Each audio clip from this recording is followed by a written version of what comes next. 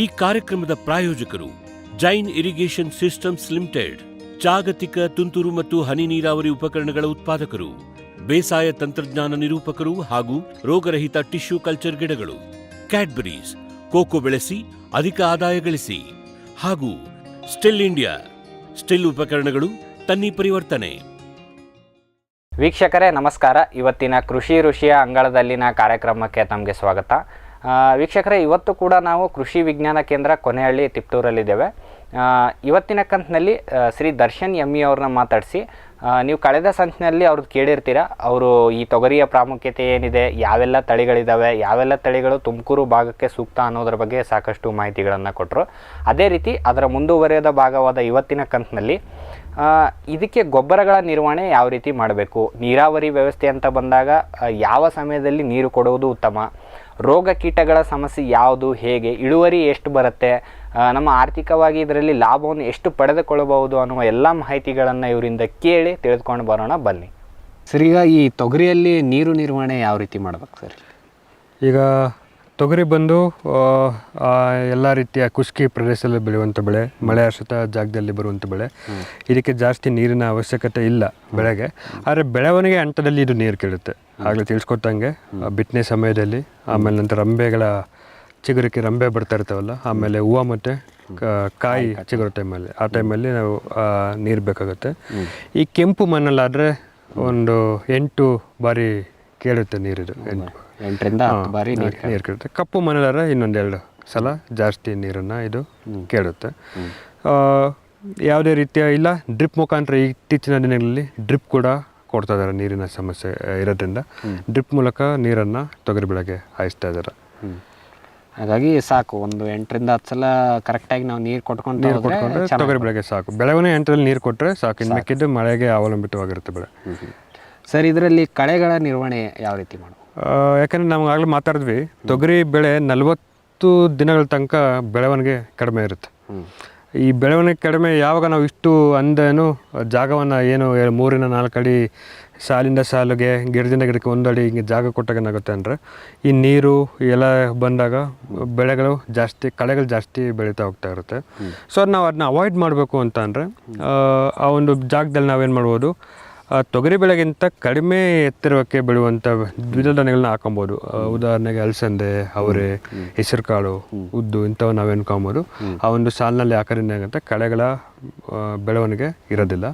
ಅಥವಾ ನಾವು ಕಳೆ ಆಗಲ್ಲ ಸಿಂಪರಣೆ ಮಾಡ್ತೀವಿ ಅನ್ನೋದಾದರೆ ಹೋದ್ರೆ ಅಂತಂದರೆ, ಬಿತ್ತನೆ ಮಾಡಿ ಅಥವಾ ಬಿತ್ತನೆ ಮಾಡಿದ ನೆಕ್ಸ್ಟ್ ಡೇ ಒಂದು ಏನು ಅಲಾಕ್ಲೋರ್, ಬುಟಾಕ್ಲೋರ್, ಏನು ವಿಡಿಸೈಡ್ ಅಂತೀವಲ್ಲ, ಪ್ರೀ ಎಮರ್ಜೆಂಟ್ ವಿಡಿಸೈಡ್ನ ನಾವು ಅಪ್ಲೈ ಮಾಡಬೇಕಾಗುತ್ತೆ. ನಾವೇನು ಮಾಡ್ತೀವಿ, ಪೆಂಡಾಮೆಟಲಿನ ಒಂದು ಕಳೆ ನೀರು ಇನ್ನು ಸ್ಟಾಂಪ್ ಏನು ಸಜೆಸ್ಟ್ ಮಾಡ್ತೀವಿ. ಪೆಂಡಾಮೆಟಲ್ನ ಏನು ಮಾಡ್ತೀವಿ ಅಂದರೆ, 1 ಎಕರೆಗೆ 700ರಿಂದ 800 ml ನಾವು 200 ಲೀಟ್ರ್ ನೀರಿಗೆ ಬೆರೆಸಿ ಅದನ್ನ ಸಿಂಪರಣೆ ಮಾಡ್ತೀವಿ. ಯಾವ ರೀತಿ ಸಿಂಪರಣೆ ಮಾಡ್ತೀವಿ ಅಂತಂದರೆ, ಅದನ್ನ ಸಿಂಪರಣೆ ಮಾಡ್ತಾ ನಾವು ನಡ್ಕೊಂಡು ಹೋಗ್ಬಾರ್ದು, ಮುಂದೆಯಿಂದ ಸಿಂಪರಣೆ ಮಾಡಬಾರ್ದು, ಹಿಂಬಡಿಯಿಂದ ಹೋಗ್ತಾರೆ. ಸಿಂಪರಣೆ ಮಾಡ್ತಾ ಹಿಂದಕ್ಕೆ ಹೋಗ್ಬೇಕು. ಯಾಕಂದರೆ ನಾವು ಸಿಂಪರಣೆ ಮಾಡ್ತಾ ತುಳ್ಕೊಂಡು ಹೋದಂಗೆ ಹೋಗುತ್ತೆ. ಆ ಒಂದು ಅಷ್ಟು ಎಫೆಕ್ಟಿವ್ ಅನಿಸಲ್ಲ. ಸೊ ಹಿಂಬದಿಯಿಂದ ಸ್ಪ್ರೇ ಮಾಡ್ಕೊತ ಹಿಂಗೆ ಹಿಂದೆ ಲೈಕ್ ಈ ಥರ ಹಿಂದಕ್ಕೆ ನಾವು ಸ್ಪ್ರೇ ಮಾಡ್ಕೊತ ಹೋಗ್ಬೇಕಾಗುತ್ತೆ. ಅದು ಏನಿಲ್ಲ ಅಂದರೆ ಒಂದು 20-25 ದಿನಗಳವರೆಗೆ ಒಂದು ಕಾರ್ಯವನ್ನು ಮಾಡುತ್ತೆ. ನಂತರದ ದಿನಗಳಲ್ಲಿ ನಾವೇನು ಮಾಡ್ಬೋದು, ಇಮೆಜಾಟಫರ್ ಅಂತ ಅಂದ್ಬಿಟ್ಟು ಒಂದು ಕಳೆ ಬರುತ್ತೆ, ಅಂದರೆ ಒಂದು ಕಳೆನಾಶಕ ಬರುತ್ತೆ. ಅದನ್ನ ನಾವೇನು 400 ml 200 ಲೀಟ್ರ್ ನೀರಿಗೆ ಸೇರಿಸಿ ಸ್ಪ್ರೇಯನ್ನು ಕೊಡ್ಬೋದು. ಅಥವಾ 40 ದಿನಗಳಿಗೊಮ್ಮೆ, 10-30 ದಿನಗಳಿಗೊಮ್ಮೆ ನಾವು ಕೈ ಹೊರವರಿ ಮುಖಾಂತರ ನಾವೇನು ಕಳೆಯನ್ನು ತೆಗಿತಾ ಬರ್ಬೋದು. ಅಥವಾ ಅಂತರ ಬೆಳೆಯಾಗಿ ನಾವು ಬೇರೆ ಏಕದಳ ಧಾನ್ಯ, ರಾಗಿ ಶಿಫಾರಸ್ಸಿದೆ ನಮಗೆ, ಕಡಲೆಕಾಯಿ ಶಿಫಾರಸು ಮಾಡ್ತೀವಿ ತೊಗರಿ ಬೆಳೆಯಲ್ಲಿ. ಅಥವಾ ಯಾವುದೇ ರೀತಿಯ ದ್ವಿದಳ ಧಾನ್ಯಗಳನ್ನ ಬೇಕಾದ್ರೆ ನಾವು ಹಾಕೋದ್ರಿಂದ ಏನಾಗುತ್ತೆ, ಕಳೆಗಳ ವೃದ್ಧಿನ ನಾವು ಬೆಳವಣಿಗೆ ಕಡಿಮೆ ಮಾಡ್ಬೋದು. ಸರಿ, ಈಗ ಬೀಜೋಪಚಾರ ಆದಮೇಲೆ ಬಿತ್ತನೆ ಬೀಜ ಊರೋದು ಯಾವ ರೀತಿ ಸರ್? ಎಷ್ಟು ಅಂತರದಲ್ಲಿ ಊರಬೇಕು, ಹೆಂಗೆ? ಈ ಮೇ ಮತ್ತು ಜೂನ್ ಟೈಮಲ್ಲಿ ನಾವು ಬಿತ್ತನೆಯನ್ನು ಮಾಡೋಕ್ಕೆ ಅಂತ ಹೋದಾಗ ಏನಾಗುತ್ತೆ ಅಂತಂದರೆ, ಮುಂಗಾರು ಮಳೆ ಚೆನ್ನಾಗಿರುತ್ತೆ. ಸೊ ಗಿಡದ ಬೆಳವಣಿಗೆ ಬೇಗ ಚೆನ್ನಾಗಾಗುತ್ತೆ, ಎತ್ತರಕ್ಕೆ ಅಗಲವಾಗಿ ಹರಡಿಕೊಳ್ಳುತ್ತೆ ತೊಗರಿ. ಆ ನಿಟ್ಟಿನಲ್ಲಿ ನಾವೇನು ಮಾಡ್ತೀವಿ ಅಂದರೆ, ಸಾಲಿಂದ ಸಾಲಿಗೆ 4 ಅಡಿಯನ್ನು ಬಿಡ್ತೀವಿ. ಗಿಡದಿಂದ ಗಿಡಕ್ಕೆ ಅರ್ಧ ಅಡಿಯಿಂದ 1 ಅಡಿಯಿಂದ ನಾವು ಗಿಡದಿಂದ ಗಿಡಕ್ಕೆ, ಸಾಲಿಂದ ಸಾಲಿಗೆ 4 ಅಡಿ. ಈ ಜುಲೈ ಟೈಮಲ್ಲಿ ಏನಾಗುತ್ತೆ ಅಂದರೆ ಮಳೆ ಕಮ್ಮಿ ಇರೋದ್ರಿಂದ ಗಿಡದ ಬೆಳವಣಿಗೆ ಕಡಿಮೆ ಆಗಿರುತ್ತೆ. ಆ ನಿಟ್ಟಿನಲ್ಲಿ ನಾವೇನು ಮಾಡ್ತೀವಿ, ಸಾಲಿಂದ ಸಾಲಿಗೆ 2 ರಿಂದ 3 ಅಡಿನ ಶಿಫಾರಸನ್ನ ಮಾಡ್ತೀವಿ. ಗಿಡದಿಂದ ಗಿಡಕ್ಕೆ ಒಂದು ಅರ್ಧ ಅಡಿಯಷ್ಟು ಶಿಫಾರಸು ಮಾಡ್ತೀವಿ. ಇನ್ನೊಂದು ಏನು ಮಾಡ್ತೀವಿ ಅಂತಂದರೆ ಬೀಜನ ಒಂದು ಅಂಗುಲ ಅಷ್ಟು ಮಾತ್ರ ಉಣಬೇಕು. ಇಲ್ಲಾಂದರೆ ತೀರಾ ಆಳವಾಗಿ ಉಣಿದ್ರೆ ಅದು ಮೊಳಕೆ ಹೊಡೆಯೋಕ್ಕೆ ಕಷ್ಟ ಆಗುತ್ತೆ. ಒಂದು ಅಂಗುಲ ಅಷ್ಟು ನಾವು ಬಿತ್ತನೆಯನ್ನು ಮಾಡಬೇಕಾಗುತ್ತೆ. ಬಿತ್ತನೆ ಮಾಡಿದ ನಂತರ ಸರ್, ಈಗ ಗೊಬ್ಬರಗಳನ್ನು ಶಿಫಾರಸು ಮಾಡಿದ ಗೊಬ್ಬರ ಏನು, ಯಾವ ರೀತಿ ಕೊಡ್ತಾ ಹೋಗ್ಬೇಕು ಸರ್ ಬೆಳವಣಿಗೆ? ನಾವು ಗೊಬ್ಬರಗಳನ್ನ ಯಾವ ರೀತಿ ಶಿಫಾರಸು ಮಾಡ್ತೀವಿ ಅಂದರೆ, ಒಂದು ಬೀಜೋಪಚಾರ ಮಾಡ್ಬೇಕಾದ್ರೆ ಒಂದು ಜೈವಿಕ ಗೊಬ್ಬರವನ್ನು ಶಿಫಾರಸು ಮಾಡ್ತೀವಿ. ಅದರ ನಂತರ ಗಿಡಗಳಿಗೆ ಮುಖ್ಯ ಪೋಷಕಾಂಶಗಳಲ್ಲಿ ಸಾರಜನಕ, ರಂಜಕ ಮತ್ತು ಪೊಟ್ಯಾಸ್ ಬಹಳ ಮುಖ್ಯ. ಸೊ ಅದು ನಾವೇನು ಮಾಡ್ತೀವಿ, ಬಿತ್ತನೆ ಸಮಯದಲ್ಲೇ ಅಂದರೆ ಉಳುಮೆ ಸಮಯದಲ್ಲೇ ನಾವೇನು ಮಾಡ್ತೀವಿ ಅಂತಂದರೆ, ಉಳುಮೆ ಸಮಯ ಅಥವಾ ಬಿತ್ತನೆ ಸಮಯ, ಬಿತ್ತನೆಗಿಂತ ಮುಂಚೆ ನಾವೇನು ಮಾಡ್ತೀವಿ, 10 kg ಸಾರಜನಕ, 20 kg ರಂಜಕ, ಇನ್ನೊಂದು 10 kg ಪೊಟ್ಯಾಸ್ ಎಕರೆಗೆ ಅಷ್ಟನ್ನು ನಾವು ಏನು ಮಾಡ್ತೀವಿ ಬಿತ್ತನೆ ಸಮಯದಲ್ಲಿ ಕೊಡ್ತೀವಿ. ಅದಾದಮೇಲೆ ಸೂಕ್ಷ್ಮ ಲಘು ಪೋಷಕಾಂಶಗಳು ಅಂತ ಬಂದಾಗ ಗಂಧಕ, ಜಿಂಕ್ ಸಲ್ಫೇಟ್ ಅಂತ ಹೇಳ್ತೀವಿ. ಈ ಒಂದು ಪೋಷಕಾಂಶಗಳನ್ನ 6 ರಿಂದ 8 kgಗಳಲ್ಲಿ ನಾವು ಗಿಡಕ್ಕೆ ಕೊಡಬೇಕಾಗುತ್ತೆ.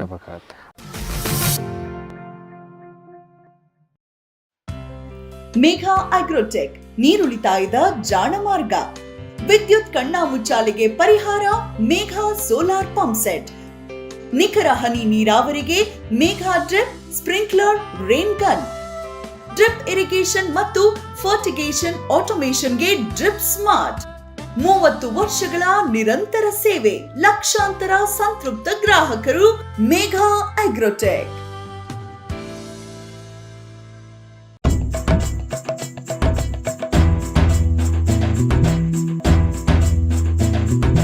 ಕೃಷಿ ಪ್ರಗತಿ ಸಾಕಾರವಾಯಿತು,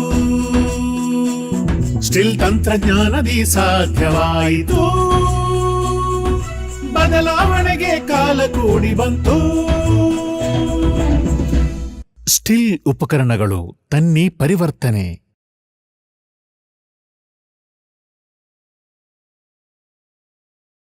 ಕ್ಯಾಪ್ಸ್ಬರ್ ಅಗ್ರಿಸೈಂಟ್, ICAR ಕೃಷಿ ವಿಜ್ಞಾನ ಸಂಸ್ಥೆಗಳ ಸೂಕ್ಷ್ಮ ಪೋಷಕಾಂಶ ಮಿಶ್ರಣಗಳು, IISRನ ಪೆಪ್ಪರ್ ಸ್ಪೆಷಲ್, ಜಿಂಜರ್ ರಿಚ್, ಕಾರ್ಬಮ್ ಸ್ಪೆಷಲ್, IIHRನ banana special, mango special, citrus special ಮತ್ತು ವೆಜಿಟೇಬಲ್ ಸ್ಪೆಷಲ್.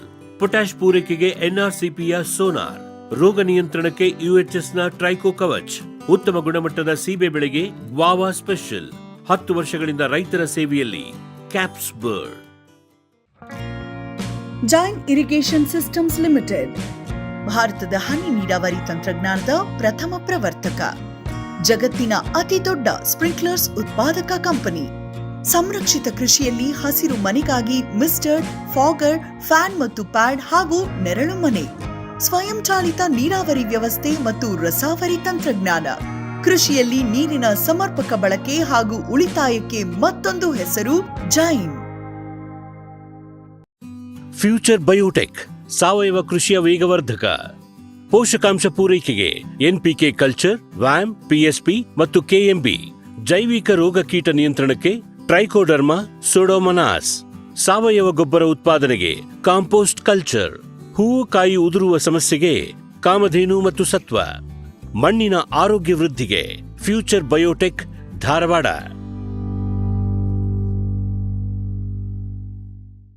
ಭೂಮಿದೀಪ, ಸಾರಜನಕ, ರಂಜಕ ಒದಗಿಸುವ ಸೂಕ್ಷ್ಮಾಣುಜೀವಿ ಮಿಶ್ರಿತ ಸಮೃದ್ಧ ಸಾವಯವ ಎರೆಗೊಬ್ಬರ. ಕಾಳು ಮೆಣಸಿಗೆ ಟ್ರೈಕೋಡರ್ಮಾ ಸಂವರ್ಧಿತ ವಿಶೇಷ ಎರೆಗೊಬ್ಬರ. ಕುದುರೆ, ಹೇಸರಗತ್ತೆ, ಲದ್ದಿಯ ಅಧಿಕ ಪೌಷ್ಟಿಕಾಂಶದ ಅಶ್ವಸಾರ ಎರೆಗೊಬ್ಬರ. NPK, ಲಘು ಮತ್ತು ಸೂಕ್ಷ್ಮ ಪೋಷಕಾಂಶಗಳು, ಸಸ್ಯ ಪ್ರಚೋದಕಗಳು ಹಾಗೂ ಹಾರ್ಮೋನುಗಳ ಆಗರ. ಭೂಮಿದೀಪ ಎರೆಗೊಬ್ಬರ.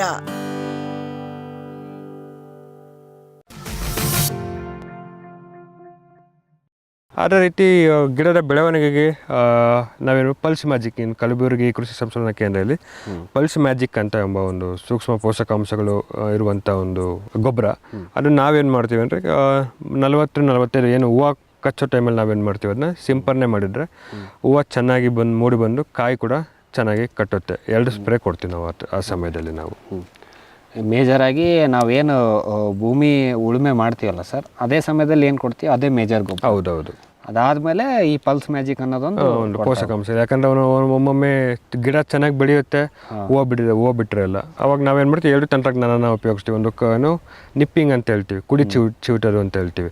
ಯಾಕಂದರೆ ಈ ಒಂದು ತೊಗರಿ ಬೆಳೆ ಏನು ಮಾಡುತ್ತೆ ಅಂತಂದರೆ ಬಹಳ ಎತ್ತರಕ್ಕೆ ಬೆಳ್ಕೊಂತ ಹೋಗುತ್ತೆ. ಉದ್ದಕ್ಕೆ ಬೆಳ್ಕೊಂತ ಹೋದಾಗ ಏನಾಗುತ್ತೆ, ನಮಗೆ ಕವಲುಗಳ ಸಂಖ್ಯೆ ಕಡಿಮೆ ಆಗ್ತಾ ಹೋಗುತ್ತೆ. ಯಾವಾಗ ನಮಗೆ ಕವಲುಗಳ ಸಂಖ್ಯೆ ಕಡಿಮೆ ಆಗುತ್ತೋ ಆ ಕವಲುಗಳಲ್ಲಿ ಬಿಡುವಂಥ ಹೂವು ಕಾಯಿಗಳು ನಮಗೆ, ಯಾಕಂದರೆ ಎಷ್ಟು ಕವಲು ಚೆನ್ನಾಗಿ ಹೊಡೆಯುತ್ತೋ ಅಷ್ಟು ನಮಗೆ ಇಳುವರಿ ಹೆಚ್ಚುತ್ತಾ ಹೋಗುತ್ತೆ. ಗಿಡ ಬೆಳವಣಿಗೆ ಆದರೆ ಕವಲುಗಳ ಸಂಖ್ಯೆ ಕ್ಷೀಣಿಸ್ತಾ ಹೋಗುತ್ತೆ. ಆ ನಿಟ್ಟಿನಲ್ಲಿ ನಾವೇನು ಮಾಡ್ತೀವಿ, ಗಿಡದ ಮೇಲ್ಭಾಗ ತುದಿ ಭಾಗದಲ್ಲಿ ಒಂದು ಅರ್ಧ ಇಷ್ಟು ಇದು ತುದಿನ ನಾವು ಚಿವುಟಿದ್ರೆ ಅಲ್ಲಿ ಆಕ್ಸಿನ್ ಅಂತ ಗ್ರೋತ್ ಪ್ರೊಮೋಟರ್ ಇರುತ್ತೆ. ಆ ಒಂದು ಗ್ರೋತ್ ಪ್ರೊಮೋಟರ್ ನಾವು ಚಿವುಟಿದಾಗ ಏನಾಗುತ್ತೆ, ಒಂದು ಬೆಳವಣಿಗೆ ನಿಂತು ಬಿಡುತ್ತೆ, ಈ ಕವಲುಗಳ ಸಂಖ್ಯೆ ಚೆನ್ನಾಗಿ ಹಬ್ಬುತ್ತೆ. ಆವಾಗ ಆಟೋಮೆಟಿಕ್ಕಾಗಿ ನಾವು ಇಳುವರಿಯನ್ನು ಅತಿ ಹೆಚ್ಚು ಕಾಯಿಗಳನ್ನ ನಾವು ಕಾಣಬಹುದು. ಸರ್, ಇದು ಈಗ ಕವಲ್ ಅದು ನಿಪ್ಪಿಂಗ್ ಅಂತ ಹೇಳಿದ್ರಲ್ಲ, ಚೂಟೋದು, ಅದು ಎಷ್ಟು ದಿನಕ್ಕೆ ಮಾಡ್ತೀವಿ ಸರ್? 40ರಿಂದ 45 ಬಿತ್ತನೆ ಆಗಿ 40ರಿಂದ 45 ದಿನಗಳಲ್ಲಿ ನಾವು ಕುಡಿಯನ್ನು ಚಿವುಡ್ತೀವಿ. ಏನು ತುದಿಯನ್ನು ಏನು ಮಾಡ್ತೀವಿ, ಚಿವುಟ್ತೀವಿ. ಸೊ ಆ ಸಮಯದಲ್ಲಿ ಚಿವುಟೋದ್ರಿಂದ ಏನಾಗುತ್ತೆ ಅಂದರೆ ನೆಕ್ಸ್ಟ್ ಕವಲು ಹೊಡೆಯೋ ಟೈಮಲ್ಲಿ ಹೂವು ಚೆನ್ನಾಗಿ ಜಾಸ್ತಿ ಬರುತ್ತೆ ಒಂದು ಗಿಡದಲ್ಲಿ ನಾವು. Okay sir. ಸರ್, ಇದರಲ್ಲಿ ಪೋಷಕಾಂಶಗಳ ಕೊರತೆ ಏನಾದರೂ ಕಂಡು ಬರುತ್ತಾ? ಸಾಮಾನ್ಯ ತಳಿ ನಮ್ಮ ತೊಗರಿಗೆ ಯಾವುದೇ ರೀತಿಯ ಪೋಷಕಾಂಶ ಸಮಸ್ಯೆ ಬರಲ್ಲ. ಅದರ ಪೋಷಕಾಂಶಗಳನ್ನ ಅದೇ ತಗೊಳುತ್ತೆ, ಅದೇ ವೃದ್ಧಿ ಮಾಡ್ಕೊಳ್ಳೋಂಥ ಸಾಮರ್ಥ್ಯ ಒಂದು ದ್ವಿದಳಗಳಿಗಿರುತ್ತೆ. ಆದರೂ ಒಂದು ಸೂಕ್ಷ್ಮ ಪೋಷಕಾಂಶಗಳ ಕೊರತೆಯಿಂದ ಏನಾಗುತ್ತೆ ಅಂತಂದರೆ ಕಾಯಿ ಮತ್ತು ಗಟ್ಟಿ ಕಾಯಿ ಜಾಸ್ತಿ ದಪ್ಪ ಬರಲ್ಲ. ಈ ನೀವಾಗಲೇ ನಾವು ಮಾತಾಡ್ದಂಗೆ ಪೀಚ್ ಥರ ಅಥವಾ ಹೂವು ಏನಾಗುತ್ತೆ, ಉದ್ರಕ್ಕೆ ಶುರುವಾಗುತ್ತೆ. ಕಾರಣ ಸೂಕ್ಷ್ಮ ಪೋಷಕಾಂಶಗಳ ಅಲಭ್ಯತೆ.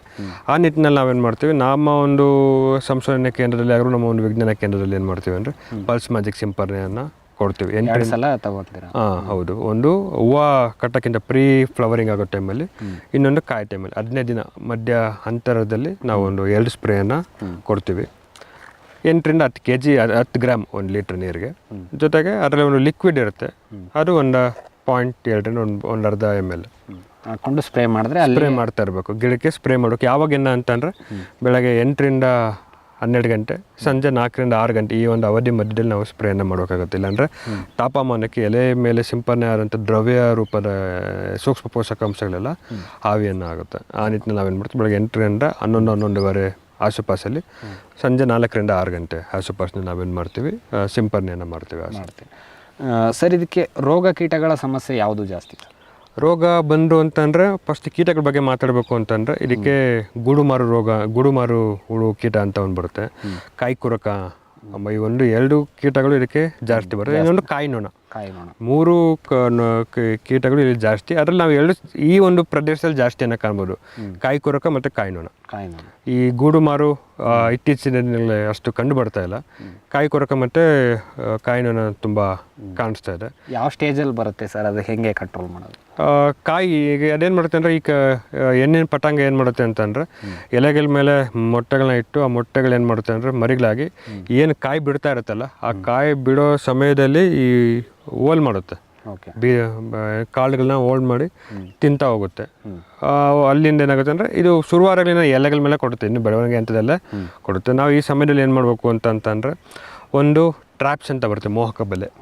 ಆ ಒಂದು ಮೋಹಕ ಬಲೆನ ತೊಗರಿ ಗಿಡಕ್ಕಿಂತ ಒಂದೂವರೆ ಅಡಿ ಎತ್ತರದಲ್ಲಿ ಕಟ್ಟಿ ಆ ಒಂದು ಜೈವಿಕ ರೀತಿಯಲ್ಲಿ ನಾವು ಒಂದು ಹತೋಟಿಯನ್ನು ಮಾಡ್ಬೋದು. ಇಲ್ಲ ಎಲ್ಲಿ ನಿಮಗೆ ಕಾಯಿ ಹೆಚ್ಚು ಇನ್ ಕೇಸ್ ನಾವು ಟ್ರ್ಯಾಪ್ನ ಮೋಹಕ ಬಲೆಯನ್ನು ಹಾಕಿದ್ರು ಕೂಡ ಗಿಡದಲ್ಲಿ 2ರಿಂದ 3 ಕಾಯಿ ಕೊರಕಗಳು ಕಂಡು ಬಂದರೆ ನಾವು ಒಂದು ರಾಸಾಯನಿಕವಾಗಿ ಸ್ಪ್ರೇ ತೊಗೊಬೇಕಾಗತ್ತೆ. ಅದು ನಾವು ಕ್ಲೋರೋಫರಿಫಸ್ ಅಥವಾ ಕರೋಜನ್ ಅಂತ ಹೇಳ್ತೀವಿ. ಆ ಒಂದು ರಾಸಾಯನಿಕ ಸಿಂಪರಣೆಯನ್ನು ಬೇಕಾದ್ರೆ ನಾವು ಮಾಡ್ಬೋದಾಗುತ್ತೆ. 1 ಲೀಟರ್ಗೆ ಒಂದು 2 ml ಬೇಕಾಗುತ್ತೆ. ಆ ಒಂದು ರೀತಿಯಲ್ಲಿ ನಾವು ಇದನ್ನ ಸಿಂಪರಣೆ ಮಾಡ್ತೀವಿ. ಅಥವಾ ಕಾಯಿ ನೊಣ ಅಂತ ಬಂತು ಅಂತಂದರೆ ಅವು ಏನು ಮಾಡ್ತವೆ ಅಂತಂದರೆ, ಈ ಕಾಯಿನ ನೊಣಗಳಲ್ಲೇ ಮೊಟ್ಟೆ ಇಡ್ತಾ ಇರುತ್ತೆ ಕಾಯಿ ಮೇಲೆ ಮತ್ತು ಎಲೆ ಮೇಲೆ. ಸೊ ಅದರಿಂದ ಗಿಡಗಳ ಉತ್ಪನ್ನ ಆದಾಯ ಕಾಯಿ ಇಳುವರಿ ಕಾಯಿ ಕಟ್ಟಲ್ಲ, ಎಳೆ ಇದನ್ನ ತಿನ್ಕೊಂಡ್ಬಿಡುತ್ತದು. ಎಳೆ ಬೀಜಗಳನ್ನಾಗಿರ್ಬೋದು, ಅರ್ಧಂಬರ್ಧ ಇರುತ್ತೆ ನೋಡಿ ಬೀಜದಲ್ಲಿ, ಆ ಥರ ಇರುತ್ತೆ. ಇದರ ಕಾಯಿ ಕೊರಕಂದ್ರೆ ಓಲ್ ಇರುತ್ತೆ, ಒಳಗಡೆ ಸೇರ್ಕೊಂಡ್ಬಿಡುತ್ತೆ. ಇದು ನೊಣದಲ್ಲಿ ಅರ್ಧಂಬರ್ಧ ತಿಂದು ಬಿಟ್ಟಿರುತ್ತೆ, ಎಲೆ ಆಗಿರ್ಬೋದು ಅಥವಾ ಕಾಯಿ ಆಗಿರ್ಬೋದು. ಸೊ ಇದನ್ನ ನಾವೇನು ಮಾಡಿದ್ರು ಇಮಿಡಾಕ್ಲೋಪ್ರಿಡ್ ಎನ್ನುವ ಒಂದು ರಾಸಾಯನಿಕ ಕೆಮಿಕಲ್ ನಾವು ಉಪಯೋಗಿಸ್ಕೊಬೋದಾಗುತ್ತೆ. 1 ಲೀಟ್ರಿಗೆ ಒಂದು ಅರ್ಧ ml ಬೇಕಾಗುತ್ತೆ. ಅರ್ಧ ml ನಾವು ಉಪಯೋಗಿಸಿ 1 ಎಕರೆಗೆ 200 ml ನೀರಲ್ಲಿ ಇದನ್ನ ನಾವು 100ರಿಂದ 120 ml 200 ಲೀಟ್ರ್ ನೀರಿಗೆ 100ರಿಂದ 120 ml ಇಮಿಡಾಕ್ಲೋಪ್ರಿಡ್ನ ನಾವೇನು ಮಾಡೋದು ಸೇರಿಸಿ ಸ್ಪ್ರೇ ಮಾಡ್ಕೊಬೋದು. ಅದೇ ರೀತಿ ಕಾಯಿ ಕೊರಕೋಗೂ ಅಷ್ಟೇ, ಒಂದು 200 ಲೀಟ್ರಿಗೆ ಈಗ 1 ಲೀಟ್ರಿಗೆ 2 ml ಅಂತ ಅಂದರೆ 200 ಲೀಟ್ರಿಗೆ 400 ml ಅಷ್ಟು ನಾವು ಕೊರೋಜನ್ ಅಥವಾ ಡಾಂಬ್ಲಾ ಅಂತ ಹೇಳ್ತೀವಿ ಟ್ರೇಡ್ ನೇಮನ್ನು, ಅದನ್ನ ಉಪಯೋಗಿಸಿ ನಾವು ಸಿಂಪರಣೆಯನ್ನು ಕೈಗೊಳ್ಬೋದು.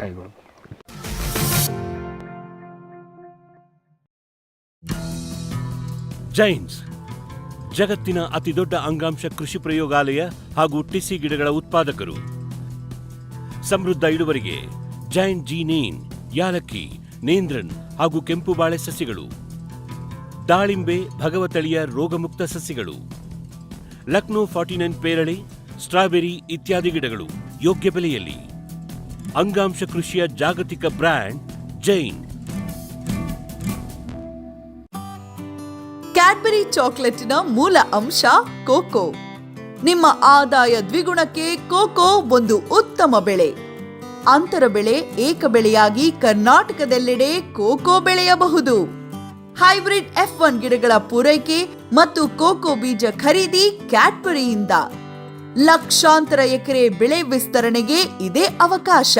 ಈ ಸದಾವಕಾಶವನ್ನ ಸದ್ಬಳಕೆ ಮಾಡಿಕೊಳ್ಳಿ.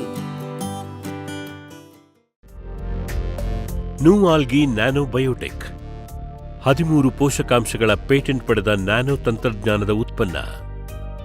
ಭೂಮಿ ಮತ್ತು ಗೊಬ್ಬರಕ್ಕೆ ಸಿಂಪಡಿಸಲು ನೂಆಲ್ಗಿ ಸಾಯಿಲ್, ಎಲೆಗೆ ಸಿಂಪಡಿಸಲು ನೂಆಲ್ಗಿ ಫೋಲಿಯಾರ್ ಸ್ಪ್ರೇ, ಮೀನು ಸಿಗಡಿ ಸಾಕಣೆಯಲ್ಲೂ ಉಪಯುಕ್ತ. ಗಿಡಗಳ ಆಹಾರ ತಯಾರಿಕೆ ಹೆಚ್ಚಿ ಅದ್ಭುತ ಇಳುವರಿ ಸಾಧ್ಯ. ನೂಆಲ್ಗಿ.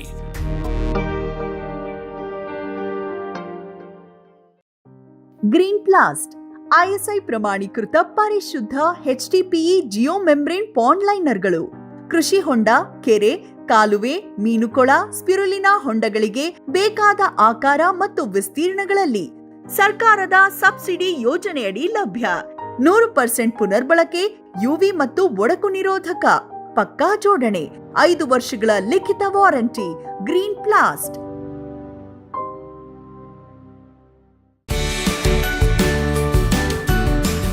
ಎಲ್ಸಾಲ್ ತಂದಿದೆ ಜಾಗತಿಕ ಗುಣಮಟ್ಟದ ನಿಖರ ನೀರಾವರಿ ಮತ್ತು ಫರ್ಟಿಗೇಷನ್ ಆಟೋಮೇಷನ್ ತಂತ್ರಜ್ಞಾನ.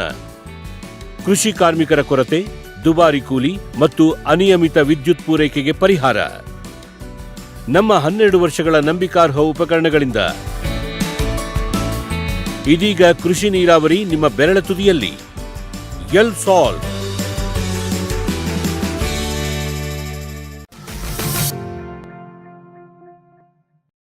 ಸರ್, ಈಗ ಇದರಲ್ಲಿ ರೋಗಗಳು ಯಾವ್ಯಾವ ಕಾಡ್ತವೆ ಸರ್? ಸಮಸ್ಯೆ ರೋಗಗಳಲ್ಲಿ ಸೊರಗು ರೋಗ, ಬಂಜೆ ರೋಗ ಇವೆರಡೇ ಸೂಕ್ಷ್ಮವಾಗಿ ಕಾಣುವಂತಹ ರೋಗಗಳು. ಸೊ ಇತ್ತೀಚಿನ ದಿನಗಳಲ್ಲಿ ಈ ರೋಗಗಳನ್ನ ಕಾಣ್ತಿರೋದು ಕಡಿಮೆ. ಯಾಕಂದರೆ ರೋಗ ನಿರೋಧಕ ತಳಿಗಳಾಗಲೇ ಅಭಿವೃದ್ಧಿ ಆಗಿದ್ದಾವೆ. ಈಗಾಗಲೇ ಈ ಕೆಲವು ಜಾಗದಲ್ಲಿ BRG-5 ಪ್ರಚಲಿತವಾಗಿ ವಿಸ್ತರಣೆ ಆಗ್ತಾ ಇದೆ. ನಾವು ಕೂಡ ಸೊರಗು ಮತ್ತು ಬಂಜೆ ರೋಗಕ್ಕೆ ಏನೇನು ಕೊಡಬಹುದು ಅಂದರೆ ನಿರೋಧಕ ಶಕ್ತಿಯಾದಂಥ ತಳಿನ ನಾವು ಇಲ್ಲಿ ಪರಿಚಯ ಮಾಡ್ತಾ ಇದ್ದೀವಿ. ಆದರೂ ಕೂಡ ಕೆಲವು ಪ್ಲಾಟ್ಗಳಲ್ಲಿ ಈಗ BRG-5ರಲ್ಲಿ ಸೊರಗು ರೋಗ ನಿರೋಧಕ ಇದೆ, ಬಂಜೆ ರೋಗ ನಿರೋಧಕತೆ ಇಲ್ಲ. ಇನ್ನು ಕೆಲವರು ನಾಟಿ ಕಾಳುಗಳನ್ನೇ ಬಿತ್ತನೆ ಮಾಡ್ಕೊಂತಿದ್ದಾರೆ. ಈಗ ಒಂದು BRG-1, 2, 4 ಏನು ಹೇಳಿದೆ ಈ ಒಂದು ತಳಿಗಳಲ್ಲಿ, ಆ ಒಂದು ತಳಿಗಳಲ್ಲಿ ಏನಾಗುತ್ತೆ ಅಂದರೆ ಸೊರಗು ಮತ್ತು ಬಂಜೆ ರೋಗ ನಿರೋಧಕತೆ ಶಕ್ತಿನೇ ಇರಲ್ಲ. ಸೊ ಅಂಥ ಸಮಯದಲ್ಲಿ ಏನು ಮಾಡೋದು, ಸೊರಗು ರೋಗ ಬಂದಾಗ ಅಂತ ಅಂದರೆ ಕಾರ್ಬನ್ ಡೈಸಿಮ್ ಆ ಒಂದು ಅಥವಾ ಟ್ರೈಕೋಡರ್ಮ ಇದನ್ನೇನು ಒಂದು 2 ಗ್ರಾಮ್, 1 ಲೀಟ್ರಿಗೆ 2 ಗ್ರಾಮ್ನ ಸೇರಿಸಿ, ಇಲ್ಲ 1 ಎಕರೆಗೆ ಒಂದು 12 ಗ್ರಾಮ್ ಬೇಕಾಗುತ್ತೆ ಕಾರ್ಬನ್ ಡೈಸಿಮ್. ಆ ಒಂದು ಸಿಂಪರಣೆಯನ್ನು ಮಾಡ್ಕೊಬೋದು. ಅಥವಾ ಟ್ರೈಕೋಡರ್ಮ ಜೈವಿಕ ಗೊಬ್ಬರದಿಂದ ಬೇಕಾದ್ರೆ ನಾವು ಅದನ್ನ ಹತೋಟಿಯನ್ನು ಮಾಡ್ಕೊಬೋದು. ಇನ್ನು ಬಂಜೆ ರೋಗ ಅಂತ ಅಂದರೆ ಡೈಕೋಫಾಲ್ ಅಂತ ಒಂದು ಕೆಮಿಕಲ್ ಬರುತ್ತೆ. ಆ ಒಂದು 2.5 ml 1 ಲೀಟ್ರಿಗೆ ಒಂದು 2.5 ml ನಾವು ಸೇರಿಸೋ ಮುಖಾಂತರ 200 ml 200 ಲೀಟ್ರಷ್ಟು ನಾವು ಕನ್ವರ್ಟ್ ಮಾಡ್ಕೊಂಡು ಅವ್ರನ್ನ ಸಿಂಪರಣೆಯನ್ನು ಕೊಡಬೇಕಾಗುತ್ತೆ. ಹೌದು, ಈ 2 ರೋಗಗಳೇ ಬಹಳ ಕಾಣಿಸುವಂಥ ರೋಗ ಈ ಒಂದು ವಲಯದಲ್ಲಿ. Okay sir. ಸರ್, ಈಗ ನೀವು ಹೇಳಿದ್ರಿ ಸ್ಪೆಷಲ್ ಪ್ರಾಕ್ಟೀಸು ಒಂದು ನಿಪ್ಪಿಂಗ್ ಒಂದು ಮಾಡ್ತೀವಿ ಅಂಥೇಳಿ. ಹೌದು. ಅದ್ರ ಜೊತೆಗೆ ಇನ್ನೇನಾದರೂ ಮಾಡ್ತೀವ ಮತ್ತೆ? ಇದರಲ್ಲಿ ತಂತ್ರಜ್ಞಾನ ಅಂತ ಬಂದರೆ ಕುಡಿ ಚೂಟದೆ ಬಹಳ ಇಂಪಾರ್ಟೆಂಟು. ಕುಡಿ ಚೂಟದಾಗಿರ್ಬೋದು, ಅಥವಾ ಜುಲೈ ತಿಂಗಳು ಲೇಟಾಗಿ ಮಳೆ ಆಯಿತು ಅಂತಂದರೆ ನಾಟಿ ಪದ್ಧತಿ ಈಗ ಪ್ರಚಲಿತವಾಗ್ತಾ ಇದೆ. ಈಗ ಉತ್ತರ ಕರ್ನಾಟಕ ಭಾಗದಲ್ಲೆಲ್ಲ ಈ ಒಂದು ಪದ್ಧತಿಯನ್ನು ಅಳವಡಿಸ್ಕೊಂಡಿದ್ದಾರೆ. ಆದರೆ ನಮ್ಮ ದಕ್ಷಿಣ ಕರ್ನಾಟಕದಲ್ಲಿ ಇನ್ನೂ ಸಾಲು ಬಿತ್ತನೆಯಲ್ಲೇ ಹೋಗ್ತಾ ಇದ್ದೀವಿ. ಸೊ ಉತ್ತರ ಕರ್ನಾಟಕದಲ್ಲಿ ಆಗಲೇ ನಾಟಿ ಪದ್ಧತಿಯನ್ನು ಆಗಲೇ ಅಳವಡಿಸ್ಕೊತಾ ಇದ್ದಾರೆ. ಅದರಲ್ಲೂ ಬಹಳ ಇಳುವರಿನ ತೊಗೊಂಡು ಒಂದು ಹೊಸ ತಂತ್ರಜ್ಞಾನ ಆಗಿರ್ಬೋದು. ಹಾಗೂ ಸೂಕ್ಷ್ಮ ಪೋಷಕಾಂಶಗಳು ಕೊಡೋ ನಿಟ್ಟಿನಲ್ಲಿ ಪಲ್ಸ್ ಮ್ಯಾಜಿಕ್ ಕಲಬುರಗಿ ಅವರು ಕಂಡಿಡಿದಿರೋಂಥ ಒಂದು ಸೂಕ್ಷ್ಮ ಪೋಷಕಾಂಶ ಅಂದರೆ ಲಘು ಸೂಕ್ಷ್ಮ ಪೋಷಕಾಂಶಗಳನ್ನು ಸಿಂಪಡಣೆ ಆ ರೀತಿಯಾದ ಪಲ್ಸ್ ಮ್ಯಾಜಿಕ್ ಎಲ್ಲ ರೀತಿಯ ದ್ವಿದಳ ಧಾನ್ಯಗಳು ಕೂಡ ಇದನ್ನ ಸಿಂಪಡಣೆಯನ್ನು ಮಾಡ್ಬೋದು. ಇಷ್ಟು ನಾವು ಸೂಕ್ಷ್ಮ ಕಾಣ್ಕೊಳ್ಳೋಂಥ ಒಂದು ತಂತ್ರಜ್ಞಾನಗಳು ತೊಗರಿಯಲ್ಲಿ ಮಧ್ಯಮ ಇದರಲ್ಲಿ. ಸರ್, ಈಗ ನಾಟಿ ಮಾಡಿದ್ದು ಎಷ್ಟು ತಿಂಗಳಿಗೆ ಇದು ಹೂವು ಸ್ಟಾರ್ಟ್ ಆಗುತ್ತೆ? 45ರಿಂದ 50 ದಿನಕ್ಕೆ, ಅಂದರೆ ಒಂದು 10ರಿಂದ 15 ದಿನ ಏರುಪೇರು ಒಂದು ಗಿಡದಲ್ಲಿ. 45ರಿಂದ 50 ದಿನಕ್ಕಾಗಲೇ ನಾವು ಹೂವನ್ನು ಕಾಣ್ಬೋದು ತೊಗರಿಯಲ್ಲಿ. ಅಲ್ಲಿಗೆ ಕಾಯಿ ಸೆಟ್ ಆಗೋದು ಮುಂದೆ ಸೆಟ್ ಆಗ್ತಾ ಹೋಗುತ್ತೆ. ಅಲ್ಲಿಗೆ ಇಳುವರಿ ಅಂದರೆ ಕಟಾವಿಗೆ ಯಾವಾಗ ಬರುತ್ತೆ ಸರ್? ಕಟಾವಿಗೆ ಒಂದೊಂದು ತಳಿ ಆಧಾರದ ಮೇಲೆ. ಈಗ BRG 4 ಅದು ಕಡಿಮೆ ಅವಧಿ, 135ರಿಂದ 150 ದಿನಗಳಲ್ಲಿ ಯಾವಾಗ ಕಟಾವಿಗೆ ಬರುತ್ತೆ. ಇನ್ನೊಂದು BRG 1 ತರಕಾರಿಗೆ ಅಂತಲೇ ಮಾಡಿಸಿರೋಂಥ ಒಂದು ತಳಿ. ಆ ಒಂದು ತಳಿಯಲ್ಲಿ ನಾವು 180ರಿಂದ 195 ದಿನದ ತನಕ ಬೇಕಾದ್ರೆ ನಾವು ಅದನ್ನ ನೋಡ್ಬೋದು. ಆಸುಪಾಸಲ್ಲಿ ಇನ್ನೆಲ್ಲ ತಳಿಗಳ 160ರಿಂದ 180 ದಿನಗಳಲ್ಲಿ ನಾವು ಕಟಾವಲ್ಲಿ ನೋಡ್ತೀವಿ. BRG 4 ತಳಿ ಮಾತ್ರ ಬೇಗ ನೋಡ್ತೀವಿ, 135, 140 ಈ ಒಂದು ದಿನದ ಆಸುಪಾಸನ್ನ ನಾವು ತಳಿಯೆಲ್ಲ ಅಂದರೆ ಕಟಾವಿಗೆ ಬರ್ತವೆ ಆ ಒಂದು ಬೆಳೆ. ಸರ್, ಈಗ ಎಕರೆಗೆ ಎಷ್ಟು ಇಳುವರಿ ಬರುತ್ತೆ ಸರ್? ಇದು ಎಕರೆಗೆ ನಾವು ಪೂರ್ಣ ಪ್ರಮಾಣದಲ್ಲಿ ಹಾಕ್ತೀವಿ ಅಂತಂದರೆ ಒಂದು ಎಕರೆ ಫುಲ್ಲು ನಾವು ಯಾವುದೇ ರೀತಿಯ ಅಕ್ಕಡಿ ಸಾಲ ಹತ್ರ ಅಂದರೆ ಪೂರ್ಣ ಪ್ರಮಾಣದಲ್ಲಿ ನಾವು ಬಿತ್ತನೆ ಮಾಡಿದ್ದೆ ಆದರೆ 5ರಿಂದ 6 ಕ್ವಿಂಟಲ್ ಒಂದು ಎಕರೆಗೆ ಸಿಗುತ್ತೆ. ಅದೇ ನಾವು ಅಕ್ಕಡಿ ಸಾಲು ತೋಟದಲ್ಲಿ ಇಂಥ ಕಡೆ ಅರ್ಧಂಗೆ ಅಂತಂದರೆ 1ರಿಂದ 2 ಕ್ವಿಂಟಲ್ ಅಷ್ಟು ನಾವು ಇಳುವರಿಯನ್ನು ಪಡಿಬೋದು. ಓಕೆ ಸರ್, ಈಗ ಇದರದ್ದು ಮಾರುಕಟ್ಟೆ ಯಾವ ರೀತಿ ಸರ್? ಇದರಲ್ಲಿ ದರ ಏರುಪೇರು ಹೆಂಗೆ, ಎಷ್ಟು ಲಾಭ ಮಾಡ್ಬೋದು? ಇತ್ತೀಚಿನ ದಿನಗಳಲ್ಲೇ ನಾವು ಈ 2 ತಿಂಗಳೇ ಮುಂಚೆ ತೊಗರಿ ಬೆಳೆ ಈಗ 1 ವರ್ಷದಿಂದ ಏರ್ತಾ ಇದೆ. ಮುಂಚೆ 5ರಿಂದ 5,500 ಸಾವಿರ ತನಕ ನಾವು ನೋಡ್ತಾ ಇದ್ವಿ ತೊಗರಿ ಬೆಳೆ. ಈಗ ಏನಾಗ್ತಾ ಇದೆ, ಸುಮಾರು ಈಗಾಗಲೇ ಅಂದಾಜು ಮೊತ್ತನೇ ಆವ್ರೇಜ್ ಪ್ರೈಸ್ ಒಂದೊಂದು ಕಡೆ 9,500 ನೋಡ್ತೀವಿ. ಬಿಜಾಪುರ ಮಾರ್ಕೆಟ್ ಈ ಕಡೆ ಆ ಕಡೆ ಎಲ್ಲ ನೋಡಿದಾಗ ಏನಾಗುತ್ತೆ ಅಂದರೆ 10,500ರಿಂದ 12,000 ತನಕ ಈಗ ರೇಟ್ ಸಿಗ್ತಾ ಇದೆ. ಈಗ ತೊಗರಿ ಬೆಳೆಗೆ ತುಂಬ ಡಿಮ್ಯಾಂಡ್ ಇದೆ, ರೇಟ್ ಕೂಡ ಚೆನ್ನಾಗಿದೆ. ಮುಂಚೆ ಇದೇ ತೊಗರಿ ಬೆಳೆ ಒಂದು ವರ್ಷದಿಂದ 5,500 ಸಾವಿರಕ್ಕೆ ಮಾರುಕಟ್ಟೆಯನ್ನು ಬೆಳೆಯನ್ನು ಪಡೆದಿತ್ತು. ಈ ವರ್ಷದಲ್ಲಿ ತುಂಬ ವ್ಯತ್ಯಾಸವನ್ನು ನಾವು ಕಾಣ್ಬೋದು. 10 ಅಂದರೆ 20 ನಾವು ಮಾರುಕಟ್ಟೆ ಬೆಳೆಯನ್ನು ನಾವು ಕಾಣ್ಬೋದು ಈ ಒಂದು ಸಂದರ್ಭದಲ್ಲಿ, ಈ ಒಂದು ವರ್ಷದಲ್ಲಿ. ಓಕೆ ಸರ್, ಈಗ ಇದರದ್ದು ಖರ್ಚು ಎಷ್ಟು ಬರುತ್ತೆ ಸರ್? ಇಷ್ಟು ನಿರ್ವಹಣಾ ಖರ್ಚು ಎಲ್ಲವರೆಗೂ ಒಂದು ಎಕರೆಯಲ್ಲಿ ನಾನು ತೊಗರಿ ಮಾಡ್ತೀನಿ ಅಂದರೆ ಕಟಾವರೆಗೂ ಖರ್ಚು ಎಷ್ಟು ಆಗ್ಬೋದು ಅಂದಾಜು? ಖರ್ಚಲ್ಲಿ ನಿಮಗೆ 12ರಿಂದ 15 ಸಾವಿರ ಅಷ್ಟು ನಾವು ಖರ್ಚನ್ನು ನಾವು ಕಾಣ್ಬೋದು ಈ ಒಂದು ತೊಗರಿ ಬೆಳೆಯಲ್ಲಿ. ಎಲ್ಲ ರೀತಿಯ ಲಘು ಪೋಷಕಾಂಶಗಳನ್ನ ಅದಕ್ಕೆ ನಾವು ಸಾಧ್ಯವಾದಷ್ಟು ಖರ್ಚನ್ನು ಕಡಿಮೆ ಮಾಡ್ಕೊಬೇಕು ಅಂತಂದರೆ ಜೈವಿಕ ಪದ್ಧತಿಯನ್ನು ನಾವು ಅನುಸರಿಸಬೇಕಾಗುತ್ತೆ. ಅಂದರೆ ಜೈವಿಕ ಗೊಬ್ಬರಗಳನ್ನಾಗಿರ್ಬೋದು ಅಥವಾ ಮೋಹಕ ಬಲೆಗಳನ್ನ ಅಂದರೆ ಜೈವಿಕ ರೂಪದಲ್ಲಿ ನಾವು ಹತೋಟಿಯನ್ನು, ಕ್ರಿಮಿಕೀಟಗಳನ್ನ ನಾವು ಹತೋಟಿ ಮಾಡೋದಾಗಿದ್ದರೆ ಈ ನಮ್ಮ ರಾಸಾಯನ ಕೆಮಿಕಲ್ಸ್ ಸಿಂಪರಣೆ ಕಡಿಮೆ ಮಾಡಿದಷ್ಟು ನಮಗೆ ಖರ್ಚು ಕಡಿಮೆ ಆಗುತ್ತೆ. ನಾವು ಯಾವಾಗ ಖರ್ಚನ್ನು ಕಡಿಮೆ ಮಾಡ್ಕೊತೀವೋ ಅಲ್ಲೇ ನಾವು ಲಾಭದ ಕಡೆ ಮುಖ ಮಾಡಿದ್ದೀವಿ ಅಂತ ಅರ್ಥ. Okay sir. ಸರ್, ನಾವು ಇಷ್ಟೊತ್ತು ಈ ಒಂದು ತೊಗರಿ ಬೆಳೆಯ ಕುರಿತು ಸಾಕಷ್ಟು ಮಾಹಿತಿಗಳನ್ನು ನಮ್ಮ ರೈತರಿಗೆ ನೀಡಿದ್ವಿ ಸರ್. ಹಾಗಾಗಿ ನಮ್ಮ ರೈತರ ವತಿಯಿಂದ ಹಾಗೂ ನಮ್ಮ ವಾಹಿನಿಯ ವತಿಯಿಂದ ತಮಗೆ ತುಂಬ ಹೃದಯದ ಧನ್ಯವಾದಗಳು. ವೀಕ್ಷಕರೇ, ಇಷ್ಟೊತ್ತು ನಮಗೆ ಶ್ರೀ ದರ್ಶನ್ ಎಮ್ಮಿ ಅವರು ಈ ತೊಗರಿಯ ಕುರಿತು ಸಾಕಷ್ಟು ಮಾಹಿತಿಗಳನ್ನು ಕೊಟ್ಟರು. ಕಳೆದ 2 ಸಂಚಿಕೆಗಳಿಂದ ನೀವು ನೋಡ್ತಾ ಇದ್ದರೆ ನಿಮಗೆ ಗೊತ್ತಿರುತ್ತೆ ಅವರು ತೊಗರಿಯ ಪ್ರಾಮುಖ್ಯತೆ, ಹಾಗೆ ಯಾವ ತಳಿಗಳನ್ನು ನಾವು ಆಯ್ಕೆ ಮಾಡಿಕೊಂಡು ಯಾವ ರೀತಿ ನಾವು ಬೆಳೆದ್ರೆ ಇದರಲ್ಲಿ ಒಂದು ಉತ್ತಮವಾದ ಲಾಭವನ್ನು ಪಡೆದುಕೊಳ್ಬೋದು ಅನ್ನೋದ್ರ ಬಗ್ಗೆ ಸಾಕಷ್ಟು ಮಾಹಿತಿಗಳನ್ನು ನಮ್ಮೊಂದಿಗೆ ಹಂಚಿಕೊಂಡ್ರು. ಹಾಗಾಗಿ ಇಷ್ಟೊತ್ತು ಅವರು ಮಾಹಿತಿ ಕೊಟ್ಟಿದ್ದಕ್ಕೆ ಅವರಿಗೆ ಧನ್ಯವಾದಗಳನ್ನು ತಿಳಿಸುತ್ತಾ ಇವತ್ತಿನ ಕಾರ್ಯಕ್ರಮವನ್ನು ಇಲ್ಲಿಗೆ ಮುಗಿಸ್ತಾ ಇದ್ದೀವಿ. ನಮಸ್ಕಾರಗಳು. ಈ ಕಾರ್ಯಕ್ರಮದ ಪ್ರಾಯೋಜಕರು ಜೈನ್ ಇರಿಗೇಷನ್ ಸಿಸ್ಟಮ್ಸ್ ಲಿಮಿಟೆಡ್, ಜಾಗತಿಕ ತುಂತುರು ಮತ್ತು ಹನಿ ನೀರಾವರಿ ಉಪಕರಣಗಳ ಉತ್ಪಾದಕರು, ಬೇಸಾಯ ತಂತ್ರಜ್ಞಾನ ನಿರೂಪಕರು ಹಾಗೂ ರೋಗರಹಿತ ಟಿಶ್ಯೂ ಕಲ್ಚರ್ ಗಿಡಗಳು, ಕ್ಯಾಡ್ಬರೀಸ್, ಕೋಕೋ ಬೆಳೆಸಿ ಅಧಿಕ ಆದಾಯ ಗಳಿಸಿ, ಹಾಗೂ ಸ್ಟಿಲ್ ಇಂಡಿಯಾ, ಸ್ಟಿಲ್ ಉಪಕರಣಗಳು ತನ್ನಿ ಪರಿವರ್ತನೆ.